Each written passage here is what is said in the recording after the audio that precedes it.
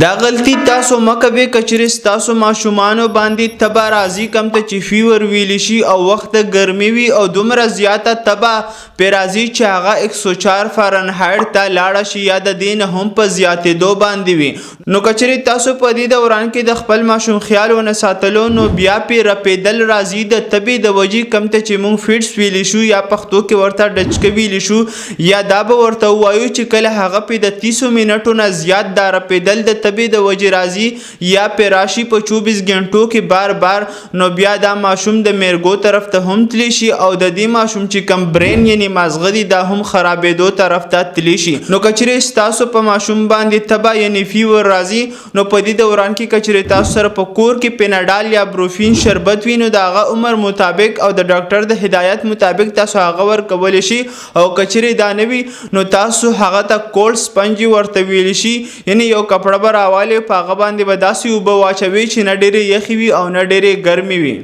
هغه کپړه تاسو ورته په سر هم کېښودلی شي او کم آرم پیټ یعنې تخرګونه چې د ماشوم دي په هغې کې ورته تاسو کېښودلی شي یا نورې کمې وجود د ایریې دي په هغې کې هم ورته تاسو کېښودلی شي د پاره د دې چې د هغه تبه کمه شي او ټمپریچر یې کم شي. خو ضروري خبره په دې کې دا ده چې کله هم په ماشوم باندې تبه راځي ټمپریچر پې راځي فارنهایټ 104 نه پې زیاتېږي یا پې کم وي د 101 102 نه پې زیات شي نو په دې دوران کې به خامخا تاسو دا ماشوم خپل ډاکټر ته وښیئ ځکه چې په دې دوران کې د ماشوم او د مرګ د زندګۍ یو داسې لمحات وي چې په دې دوران کې به تاسو ته خپل ډاکټر وایي چې دا کول ضروري دي. او کچری تاسو په دې ماشوم باندې وخت ډېر زیات تیر کړي او دا پې بار بار راځي نو دا ماشوم بیا د میرګو طرف ته هم تلی شي چې میرګي به پې راځي یا دغه چې کم برین او مازغه دی دا هم ډیمیج کېدلی شي یعنې خرابېدلی شي